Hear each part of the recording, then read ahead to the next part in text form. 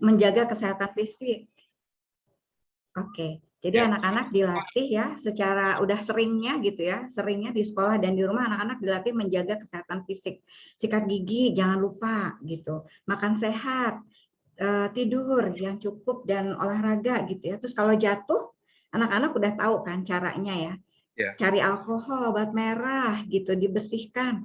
Nah, tapi lupa nih kita mengajarkan ke anak-anak kita gimana kalau yang sakit itu psikologisnya gitu, hatinya, emosinya. Kenapa ini jadi penting gitu ya? Karena seperti juga kesehatan fisik, kalau fisik kan kita nggak obatin ya, ada yang luka. Itu bisa infeksi dan bisa menjalar kemana-mana. Sama dengan kesehatan psikologis juga gitu. Kalau ada emosi kita yang terluka, psychological injury ya istilahnya ya, itu kita mengalami hal itu bisa juga berdampak kemana-mana kalau itu nggak ditangani segera. Nah, anak-anak itu juga perlu tahu gimana caranya untuk kayak dia jatuh tuh, oh cari air, dibersihkan, kasih obat merah. Dia juga perlu tahu cara yang paling mudah untuk dia sendiri gitu ya, mengobati, bukan mengobati ya, tidak langsung sembuh pastinya, tapi bisa menjaga itu tetap nggak terinfeksi gitu. Nah itu penting sekali. Tadi udah dijelaskan di awal ya, itu sangat berpengaruh di perkembangan anak, kecerdasan bersosialisasi juga. Kenapa? Karena ketika emosi yang terkena, psikologikal yang terkena dan nggak ditangani, yang terserang itu self esteem ya, atau harga diri anak. Harga diri anak itu bisa terbawa terus sampai dia nanti remaja, sampai dia nanti jadi orang tua juga gitu. Jadi itu ya pentingnya tuh seperti itu. Kadang-kadang kita suka mengabaikan. Kalau ada yang sedih, kamu kuat, atau ada yang jatuh aja ya, ada yang jatuh anaknya nangis, enggak kuat, bangun, kuat gitu. Padahal itu juga sesuatu yang menjadi kesempatan buat kita memproses, buat melatih anak untuk bisa mengobati. Ya itu fisiknya sakit, tapi kan berarti secara emosi dia juga kena ya. Dia kaget, sakit itu kan bikin hati dia kaget dan dia mau nangis gitu. Nah jadi hal-hal seperti itu yang nanti nih kita perlu latihkan. Kurang lebih gitu Mas, kenapa itu pentingnya gitu ya, waduh penting banget. Selain itu kalau misalnya anak nangis, kemudian juga marah, ini kan juga salah satu untuk mengekspresikan perasaannya ya Bu Dian ya? Iya. Bagaimana kita sebagai orang tua gitu, melihat Ya. anak nangis kemudian juga marah, bagaimana cara menyikapinya? Ya, jadi tadi ya, ekspresi emosi itu kan perlu banget. Perlu kenapa? Karena berarti kita memvalidasi gitu, memvalidasi emosi. Maksudnya kadang-kadang kita juga suka gini loh Mas, kalau sedih, kita nangis ya, atau kita kecewa, atau kita marah, itu dibilangnya emosi negatif. Terus dibilang nggak boleh, kamu nggak boleh marah, laki-laki nggak boleh nangis, laki-laki nggak boleh sedih, jangan lembek gitu. Jadi itu yang perlu pertama banget kita ajarkan ke anak-anak kita bahwa nggak ada emosi yang jelek. Rasa takut, sedih, kecewa, marah itu pun kita perlukan. Itu dianugerahkan kepada manusia untuk apa? Untuk kita bisa cari tahu apa penyebabnya dan kita bisa lebih baik lagi. Sama seperti kita ketemu ular ya, kita dikasih rasa takut. Rasa takut itu apakah emosi negatif gitu? Ya itu emosi yang nggak nyaman, tapi itu perlu. Jadi kita tahu ular itu berbahaya dan kita bisa menyelamatkan diri dari ular itu. Nah jadi sama dengan emosi. Kita latihkan pertama pada anak-anak kita adalah membuat emosi itu semua bagus gitu, semua netral, artinya nggak ada yang jelek gitu ya. Itu kita perlukan semua. Dan gimana caranya kalau dia lagi marah atau dia nangis gitu ya. Kita yang pertama kalau anak ini anak yang lebih kecil ya, anak TK, SD tingkat bawah, kita izin dulu sama dia, boleh nggak Ibu bantu kamu, Ibu peluk untuk kamu lebih tenang gitu. Jadi kita membuat dia tenang dulu. Biar dia ekspresikan dulu itu emosinya. Karena dengan mengekspresikan emosi, kita bilang sama dia, nggak apa-apa dengan kamu ekspresikan emosi, kamu lebih tenang gitu. Tapi tetap ya kita pilih ekspresinya yang safe, yang tetap dalam koridor gitu. Nggak mukul-mukul, nggak menjambak, nggak banting-banting barang gitu, nggak teriak-teriak atau dia membahayakan diri, guling-guling di tempat yang ramai gitu ya. Kita boleh dia berekspresi dengan kita mengatakan, yuk sini mama bantu, mama peluk ya gitu. Mama bisa bantuin apa? Yuk ikutin mama biar kamu tenang. Tarik nafas yuk. Ketika mama bilang 1, 2, 3, kita tarik nafas bareng-bareng ya, pelan-pelan. Yuk lagi ya. gitu.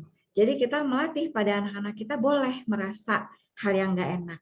Dan kita kasih empati gitu ya. Jangan langsung kita, ayo bangun, bangun. Nggak gitu. Tapi kita empati. Aduh, kebayang kamu sedih banget ya mainan kamu diambil. Ya. Dan kita juga melatih menyebutkan nama emosinya. Ini namanya sedih, ini namanya marah. Supaya mereka bisa tahu vocabulary-nya gitu.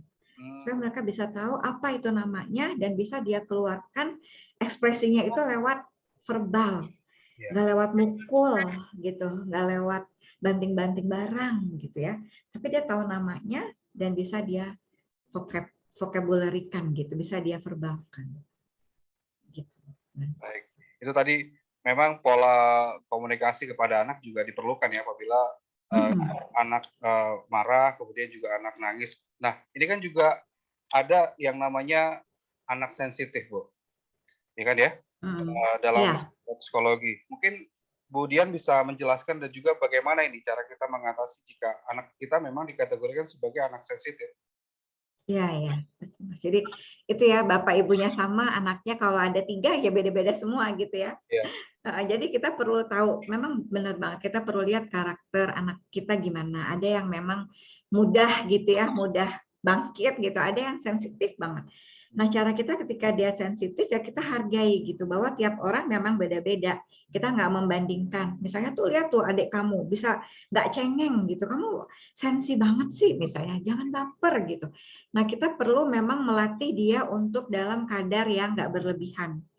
Bagaimana cara melatihnya? Pertama sih tetap yang paling penting terima gitu. Dia perlu menerima dulu bahwa ya kondisi tiap orang beda-beda dan dia sensitif. Kita bisa bilang, oke kamu ngerasa ini berat banget ya. Iya mama bisa bantu kamu dengan ngapain? Apa yang kamu butuh? Kalau kamu udah lebih tenang, kasih tahu mama ya apa yang kamu perluin, apa yang kamu mau ceritain gitu. Jadi jangan paksa anak ini lagi sedih, lagi nangis, ayo ceritain ke mama, ceritain ada apa gitu. Biarkan dulu dia calming down dulu gitu. Oke, mama ada di sini. Kalau kamu udah siap, cerita ya gitu. Mama pengen banget dengar kamu ngalamin apa. Gitu. Jadi tadi selama koridor dia ekspres emosinya itu nggak bahaya, nggak merugikan dia, nggak merugikan orang lain, biarin gitu. Tapi kalau udah kelamaan ya kita bisa bantu. Boleh kan mama bantu pegang tangan kamu atau peluk? Yuk kita nafas pelan-pelan ya, gitu. Jadi bernafas pelan atau berhitung mundur nih, 3, 2, 1 untuk dia calming down. Ini perlu banget kita latih. Sama kayak tadi P3K-nya, cari air mengalir gitu ya, dibersihkan lukanya, kasih obat merah. Ini juga sama. Kalau kamu lagi sedih, lagi marah, yang perlu kamu lakukan pause dulu, stop, tarik nafas pelan-pelan dari hidung, keluarin lagi. Kalau kamu mau hembuskan nafas kuat, gitu ya, boleh. Tapi tarik nafasnya lewat hidung pelan-pelan. Itu yang perlu kita latih banget, itu P3K-nya gitu. Supaya mereka sempat stop dulu gitu, pause dulu sebelum mereka ngapa-ngapain, marah-marah, banting-banting, melukai orang atau melukai diri gitu ya. Karena kenapa? Dengan kita ngajarin dia bernafas pelan, itu menyambungkan syaraf otak untuk bisa berpikir lebih bagus lagi, gitu. Jadi nggak di hijack sama emosi, tapi membuat kesempatan otak kita tuh mengalirkan informasi ke kepala dengan lebih bagus, mengalirkan darah dengan lebih bagus, gitu ya. Jika kita bernafasnya pelan. Nah itu perlu banget dilatih ke anak-anak kita. Baik. Jadi memang perlu kita sebagai orang tua berlatih ya bagaimana sebetulnya caranya ini mengendalikan emosi pada anak. Nah, kalau anak nangis kemudian kan kita sebagai orang tua juga kadang suka ikutan kesel nih kemudian. Bagaimana sebetulnya orang tua bisa juga mengendalikan emosi? Kadang istri saya juga suka jadi tiger mom nih kemudian. Kemudian bisa ngasih tipsnya seperti apa ini? Iya ya. Memang yang namanya parenting ya parentnya dulu kan, orang tuanya dulu gitu. Jadi orang tua pun perlu tahu P3K-nya kalau kita lagi tertrigger gitu ya, kita tertrigger anak berisik, anak nangis nggak berhenti-berhenti, wah itu kan bikin emosi banget tuh, mau mancing emosi, banyak emosi ya, kesel, marah, dan lain-lain. Jadi kita pun perlu berlatih, oh ini saya lagi kepancing gara-gara rumah berisik, anak saya nangis, atau rumah berantakan plus anak rewel atau anak berantem. Kita temukan dulu nih kalau kita kan udah lebih dewasa ya, kita udah bisa berpikir lebih jauh apa penyebabnya, dan kita lebih aware, lebih waspada. Oh, mana yang paling mudah menjadi trigger kita. Kalau udah ketemu trigger yang kita rasa paling berat, nah kita udah siap-siap tuh. Wah, ini perlu saya jaga nih. Misal rumah yang paling bisa membuat tertrigger apa? Rumah berantakan, ya berarti kalau kita lihat rumah berantakan, pelan-pelan kita rapihkan.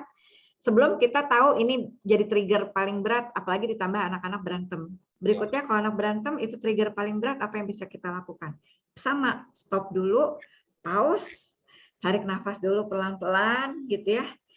Temukan diri kita tuh lebih tenang dulu, baru kita masuk ke anak-anak kita.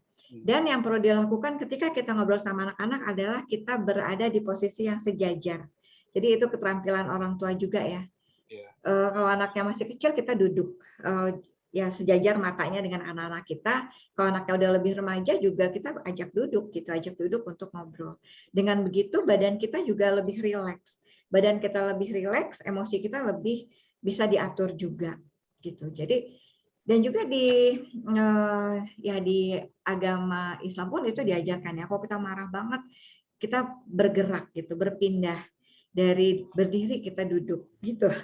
Tarik nafas dan buang nafas. Kalau masih ini juga kita keluar ruangan ambil air wudhu gitu ya, karena dengan kita berpindah ruangan pun itu bisa membantu otak kita untuk memberi sinyal oh kita udah dalam kondisi yang safe kok, kita nggak ada di tempat yang men-trigger berat tadi gitu ya.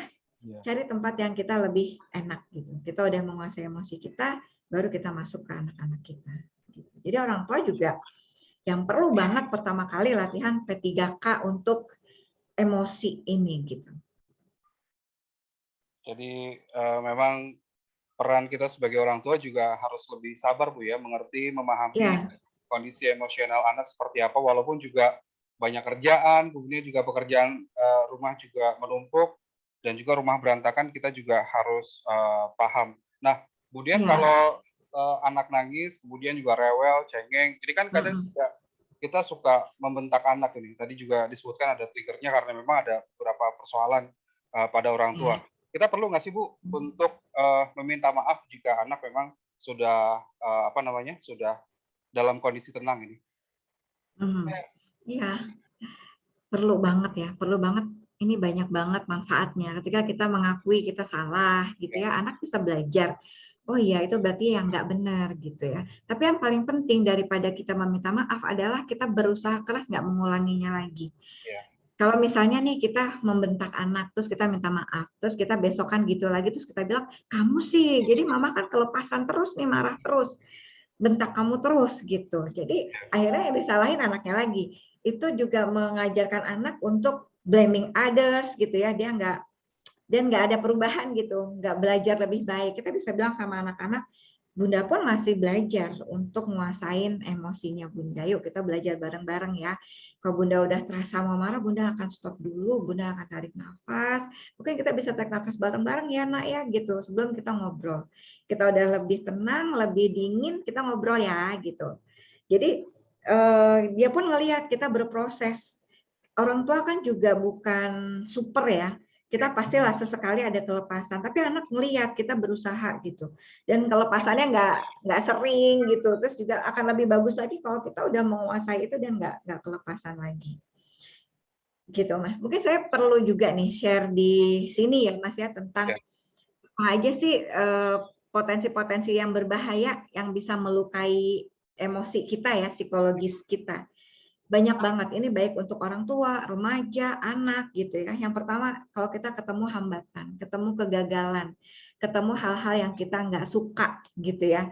Nah ini tuh sesuatu yang bisa membuat kita kecelakaan emosi gitu. Luka secara psikologis, itu ada kegagalan atau hambatan. Ketika kita juga menjumpai rejection atau penolakan. Misalnya kita ya udah nyiapin proposal nih, terus kasih ke bos atau kasih ke klien, terus ditolak. Rejection itu juga berpotensi banget melukai emosional kita.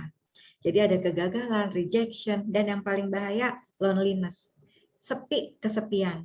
Nah, ini juga yang harus diperhatikan nih di masa-masa COVID ya, ada karantina. Sekarang alhamdulillah tadi kita udah ngobrol di awal, udah lebih ringan. Kita udah lebih bisa ngumpul dengan tetap prokes gitu ya. Nah, loneliness itu lebih berbahaya risikonya kepada kesehatan kita ya dibanding rokok loh. Ya rokok itu berbahaya banget gitu, dan ini lebih parah lagi loneliness atau dalam jangka panjang ya, chronic loneliness, kesepian dalam jangka panjang. Nah gimana kalau kita nggak memperhatikan itu gitu. Banyak banget nih apa ya istilahnya trigger-trigger yang bisa membuat emosional kita terluka.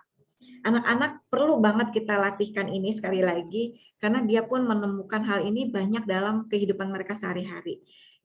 Ditolak sama guru tuh artinya misalnya gini, oh ini kamu salah, perlu diperbaikin lagi ya, nih kamu kali-kaliannya masih salah perkaliannya, atau kamu kok masih kalimatnya masih belum benar nih, entah bahasa Inggris atau bahasa Indonesia. Kalau anak nggak siap untuk terima kritikan, dia akan melihat itu sebagai rejection. Itu luka gitu, terus merasa dirinya yang dihakimi, dirinya yang dianggap jelek. Nah ini yang perlu kita latihkan ke anak-anak. Oke, kalau kamu diberikan kritikan atau masukan, itu yang diberikan kritikan adalah perilaku kamu atau hasil kerja kamu, bukan diri kamu gitu. Jadi bukan self esteem dia yang terluka. Jadi kita perlu berdiskusi dengan anak-anak ini di kesempatan-kesempatan emas gitu. Kesempatan emasnya apa?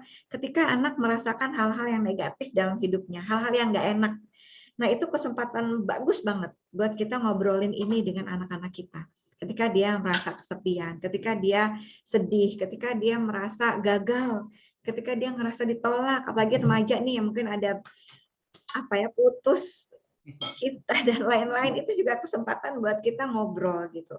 Apa yang terjadi, apa yang perlu dia lakukan.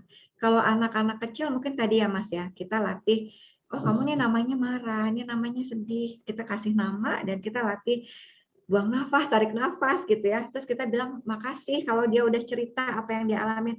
Makasih ya kamu udah cerita ke mama, jadi mama tahu apa yang kamu rasain. Makasih ya, jadi mama tahu apa yang kamu perluin. Makasih ya kamu nggak teriak-teriak lagi gitu ya. Itu di anak-anak yang lebih kecil. Kalau anak yang lebih dewasa, lebih besar ya, anak SD kelas 5, kelas 6, remaja, ini lebih enak lagi kita ngajarinnya. Kita bisa ngajarin mereka mengekspresikan emosinya dengan lebih safe. Misalnya apa? Buat diary, journaling gitu ya, mengungkapin ekspresi emosinya tuh keluar dari badan dia dengan cara yang tetap aman gitu. Curhat, cerita ke teman yang dia percaya, ke ibunya, ke bapaknya gitu. Jadi anak curhat tuh jangan langsung di-cut atau kita bilang ah kamu baper gitu. Atau kamu cengeng kayak gitu aja gitu. Ya mungkin yang menurut kita ringan buat anak-anak, buat remaja itu hal berat gitu. Kita harus perlu adil gitu ya, perlu adil juga. Mungkin kita waktu remaja juga gitu. Ya. Ada hal-hal yang buat orang tua kita ringan, buat kita ya itu hal yang berat juga. Jadi,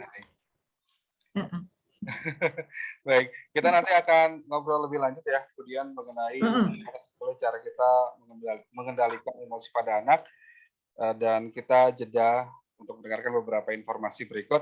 Anda rekan Dakta juga kami ajak untuk berpartisipasi, bertanya bersama dengan Ibu Dian Kusumawati MPSI dalam perbincangan kita, Bincang Keluarga. Anda juga bisa kirimkan pertanyaan melalui telepon di 8816363 atau SMS dan WhatsApp 081511 107 107.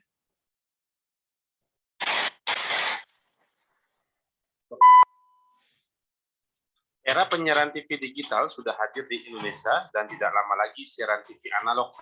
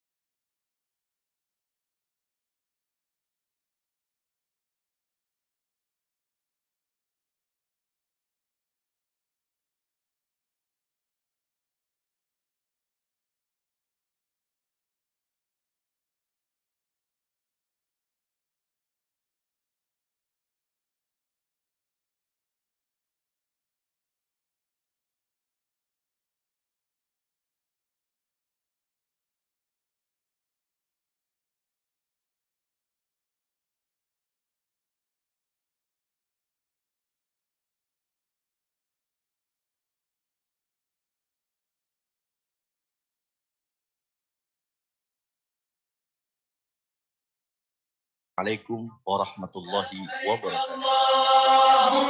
Daftarkan sekarang juga umroh bersama Dakta.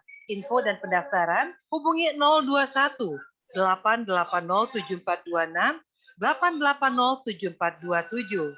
Umroh bersama Dakta membantu umroh Anda sesuai sunnah. Dapatkan harga khusus bagi rekan Dakta yang mendaftar pada bulan ini. Informasi bisa melalui WhatsApp 0815 11 107 107. لبيك اللهم لبيك لبيك لا شريك لك لبيك. Dakta Radio, bijak dan cerdas.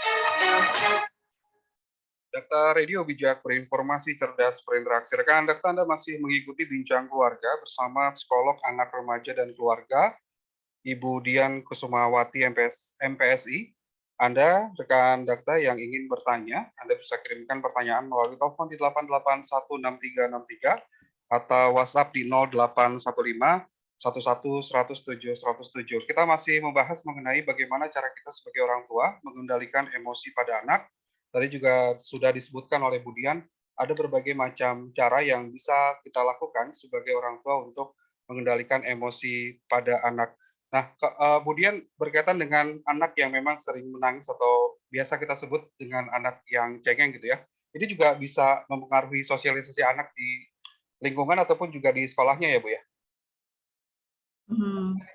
Iya, ketika anak-anak atau siswa tidak terlatih untuk mengelola emosinya ya, baik itu ya nangis atau dia marah gitu ya, emosi-emosi yang nggak nyaman tadi itu dia nggak terlatih untuk mengelola gitu, itu bisa berdampak. Pertama kalau di anak-anak sekolah ya pasti ya teman-temannya akan sulit menerimanya juga gitu. Kalau lagi main tiba-tiba dia nangis atau lagi main tiba-tiba dia ngambek gitu.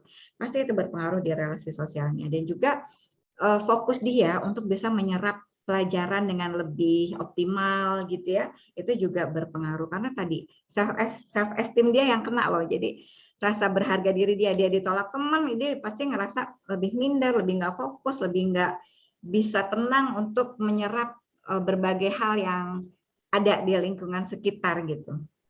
Itu berpengaruh ke sana. Baik. Kadang juga suka dibully juga nih sama temannya kalau misalnya anak yang cengeng. Iya, bisa dibully juga. Jadi kita perlu sampaikan ke anak-anak, nangis itu bukan yang nggak boleh gitu. Nangis itu boleh dengan kadarnya gitu, dengan porsinya gitu ya. Jadi setelah nangis jangan terlalu lama. Makanya tadi kalau udah lama banget bisa lebih dari 3 menit, lebih dari 5 menit ya kita samperin, kita peluk, kita bantu untuk dia lebih tenang, beri perhatian bahwa ya kamu sedang terjadi apa sih yang kamu alamin gitu. Jadi kita juga ingin tahu biar dia punya cara lain untuk mengekspresikan diri selain nangis gitu. Karena kalau dia hanya punya satu cara, ekspresi emosinya nangis terus, ya orang-orang akan bilang dia cengeng. Tapi kalau kita latih untuk dengan berbagai cara yang lebih positif untuk dia mengekspresikan emosinya, cengengnya juga akan hilang gitu ya. Iya. Seperti itu. Baik. Bu Dian ini juga suka anak kan memang kalau misalnya minta sesuatu, minta diberikan mainan ataupun juga minta barang, ini kan kadang juga suka menangis. Kita sebagai orang tua juga kadang suka nggak tega juga nih ngelihat anak nangis, kemudian juga harus membelikan apa yang dia minta. Mungkin Bu Dian punya tips tersendiri berkaitan dengan anak tantrum yang memang punya keinginan untuk dibelikan barang ini, Bu. Iya ya. Jadi yang perlu mungkin gini, pertama mindset orang tua dulu ya. Kita perlu menanamkan bahwa anak-anak kita ini mampu dan anak-anak kita ini punya banyak potensi baik yang bisa muncul selama dia bisa gitu, selama dia tahu caranya. Jadi itu yang ada di kepala kita. Kita jangan cepet-cepet bilang anak saya mah adalah susah, emang dia mah kayak gitu, mau apa-apa guling-guling nangis gitu. Ya. Jadi yang di kepala kita jangan itu dulu. Di kepala kita adalah anak-anak bisa berubah, kids can do better gitu ya. Ketika mereka mampu, ketika mereka bisa. Nah, bisanya gimana? Kita latih. Kita latih. Artinya berlatih itu nggak hanya sekali, perlu berkali-kali. Dan konsisten, continue itu adalah kuncinya anak-anak akhirnya belajar. Kayak tadi mau minta mainan, kalau kita nggak latih dengan cara yang positif, dia akan minta terus-terusan tuh nangis, guling-guling, dan kita membantu lagi kasih reward ya, karena dia berisik, saya juga malu nih dilihatin orang-orang, ya udah beliin aja gitu. Ya. Kita jadi memberikan reward terhadap perilaku yang negatif. Nah, kita perlu tuh berlatih ke diri kita untuk stop memberikan reward kepada hal-hal yang negatif dan melatih anak kita untuk minta dengan cara yang lebih baik. Misalnya sebelum, karena kita tahu nih kalau udah di mall dia akan gitu. Dari rumah kita udah latih. Kita kalau kita mau minta apa-apa itu lewat bicara yang sopan. Dan kita kasih tahu, nanti ketika di mall kamu akan lihat banyak mainan bagus-bagus, tapi Bunda cuma punya uang segini buat kamu belikan gitu. Di luar uang ini kita nggak punya gitu. Atau kalau kamu mau, kita bisa lihat barangnya berapa harganya, kita nabung ya untuk bisa beli mainan itu. Nah, jadi dan kita konsisten tuh nanti pas di mall anak mau nangis, anak mau teriak-teriak, kita tadi sama caranya. Bantu dia untuk mengekspresikannya dengan lebih safe gitu, nggak guling-guling, kita bantu misalnya dengan pegang tangan dia atau peluk. Kalau dia nggak mau dipeluk ya paling nggak dia guling-gulingnya di tempat yang aman deh, nggak di tengah-tengah jalan atau di deket tembok atau nggak di deket eskalator gitu ya. Biarin aja dia guling-guling gitu. Jadi kita harus kuat malu. Jangan sampai kita memberikan reward ke hal yang salah gitu. Nanti kita bilang, Mama ada di sini, kalau kamu udah tenang, kita ngobrol ya. Kita ngomongin nih, kamu tadi mau apa sih? Kita gimana caranya biar bisa dapat mainan itu gitu. Jadi jangan kita langsung cut juga. Misalnya kamu nggak akan bisa tuh dapat mainan itu mahal banget. Nggak mungkin kamu dapat itu, nggak usah, nggak perlu gitu. Jadi jangan langsung di-cut juga, tapi kita bisa bilang, oke, kamu mau mainan itu, kenapa? Apa sih yang kamu lihat dari mainan itu? Apa pentingnya gitu ya? Apa sih yang kamu pengen banget?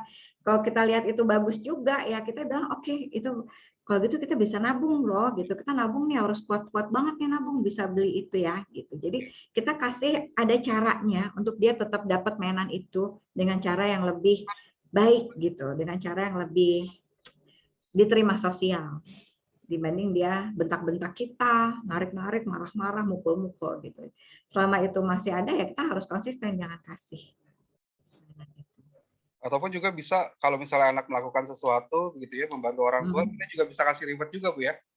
Iya, bisa. Jadi kita perlu kasih reward ke hal-hal yang emang positif. Misalnya dia bisa nggak lagi teriak-teriak, tapi dia nangis, terus hanya bilang ke kita, Mama aku pengen itu, aku sedih nggak bisa dapat mainan itu kan juga udah hal bagus. Dia nggak teriak-teriak lagi. Kita harus kasih reward cepet-cepet.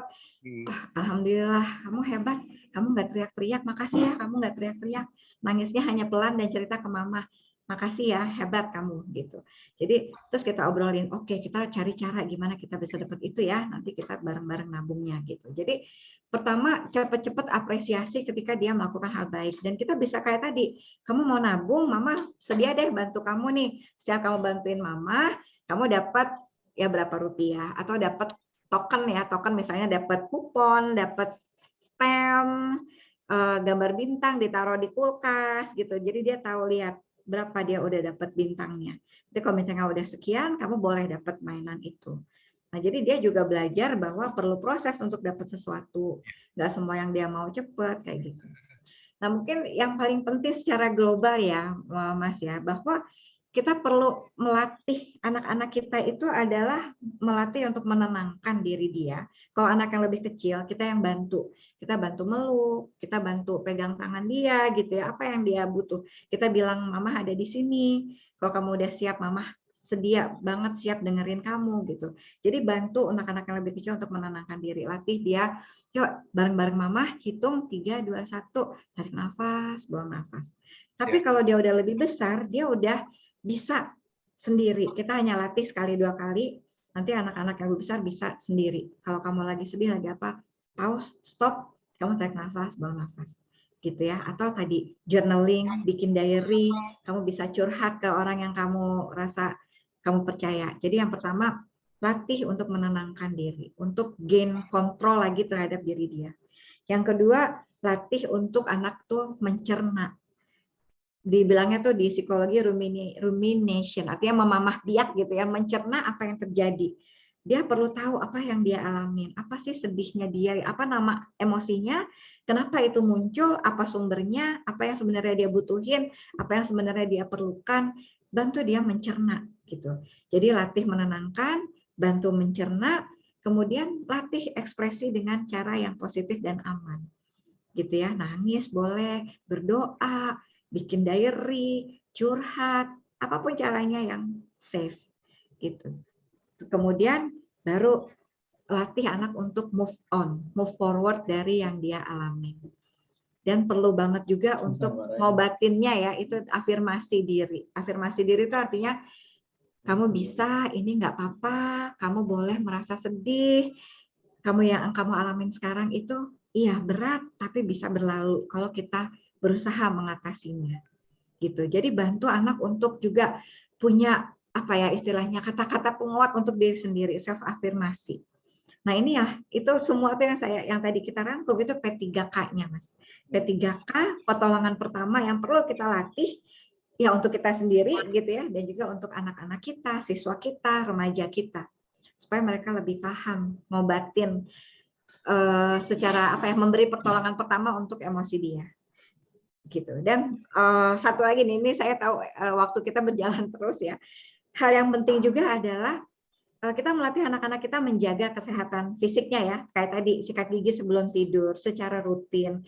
Nah, anak-anak kita pun kita perlu ngasih yang berimbang juga. Gimana secara rutin menjaga kesehatan mentalnya. Sebelum tidur grateful journey. Kayak kemarin kita kan bicara tentang perlunya grateful ya, bersyukur. Bersyukur itu cara untuk menjaga mental kita tetap sehat. Gitu. Tidur cepat tuh dua-duanya dapat tuh. Sehat mental dan juga sehat fisik. Jadi jangan biasain di rumah kita tuh begadang. Perlu ada jam, kita sepakat tuh semua Bapak Ibunya juga stop gitu ya.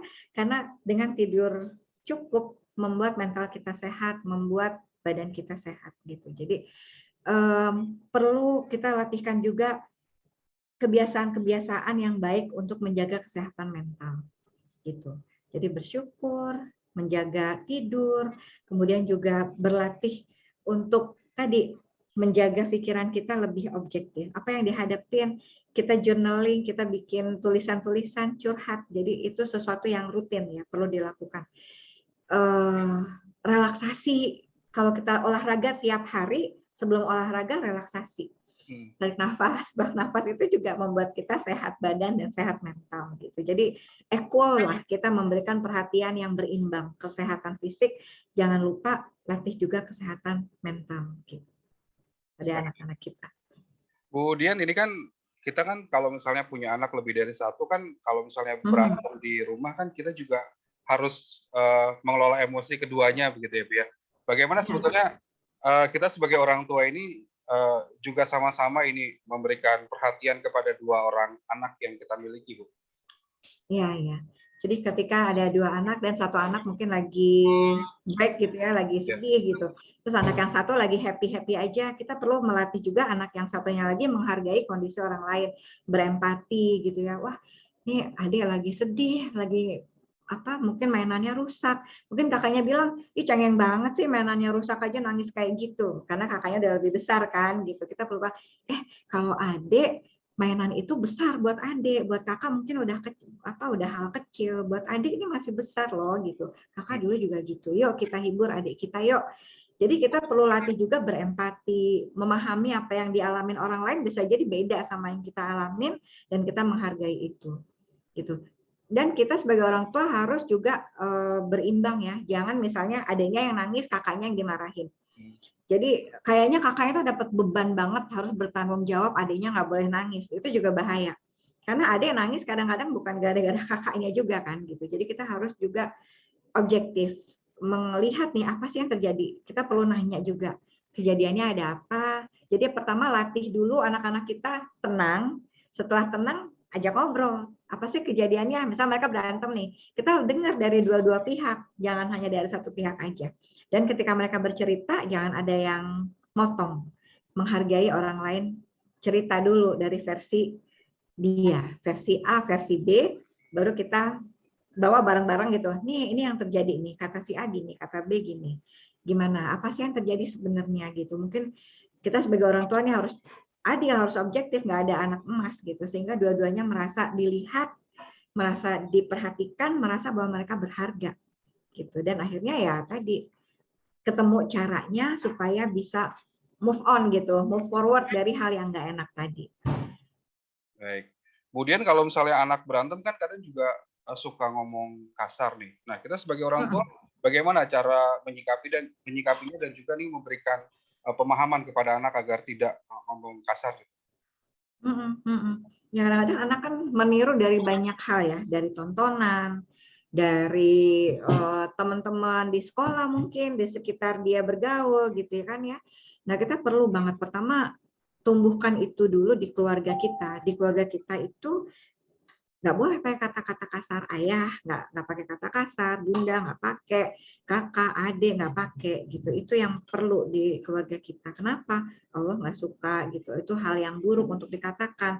Itu melukai orang. Kita jelaskan dulu why-nya gitu. Oh pertama kita jelaskan dulu pertama what ya. Apa itu kata-kata kasar? Kadang-kadang anak tuh niru tapi nggak tahu artinya gitu. Misalnya apa ya misalnya ya kata-kata kasar banyak banget ya, mereka hanya niru ikutin karena orang lain ketawa tapi dia nggak paham artinya. Nah kita jelaskan dulu what gitu, apa sih kata-kata kasar itu, apa contoh-contohnya dalam berbagai bahasa daerah gitu biar mereka paham gitu ya, dan kenapa itu nggak baik, why-nya gitu, bisa melukai orang bisa tersinggung, kamu jadi terbiasa berkata kasar dan Allah nggak suka gitu. Jadi why-nya, terus berikan alternatifnya.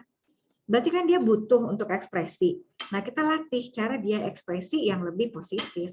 Kalau kamu kesel, pilih kata-katanya yang juga pas gitu. Banyak kok kata-katanya. Bunda boleh bantu ya cariin kata-katanya. Misalnya ini, misalnya ini, misalnya ini gitu. Jadi kalau anak-anak nggak ketemu kata-katanya, kita bisa bantu membahasakannya. Gimana? Pas nggak buat kakak gitu? Pas nggak kalau kita ngomongnya gini? Benar nggak itu yang kamu pengen sampaikan? Gitu. Jadi daripada kamu bilang ini gitu ya, kamu bisa bilang aku nggak suka kamu kayak gitu. Jadi kasih kata-kata yang lebih pas, alternatif untuk dia tetap bisa ekspresi dengan cara yang pas. Karena memang tontonan juga sih Bu ya dari YouTube gitu. Betul. Ya, anak dari Bu ya. Tontonan dan kita sebagai orang tua nggak bisa 24 jam ngawasin anak-anak kita nonton apa. Jadi mari kita bangun filternya dari keluarga kita gitu, kita tumbuhkan. Jadi ada di dalam, kita yakin kok anak-anak kita ini udah diinstal hal baik sama Allah gitu ya.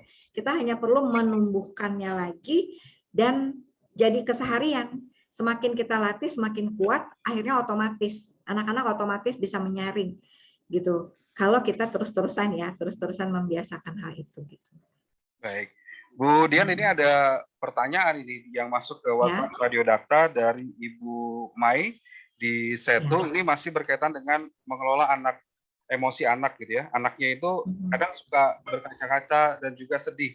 Anaknya usia 4 tahun, tiba-tiba ini sedih kalau misalnya ayahnya kerja, kemudian juga inget sama neneknya gitu.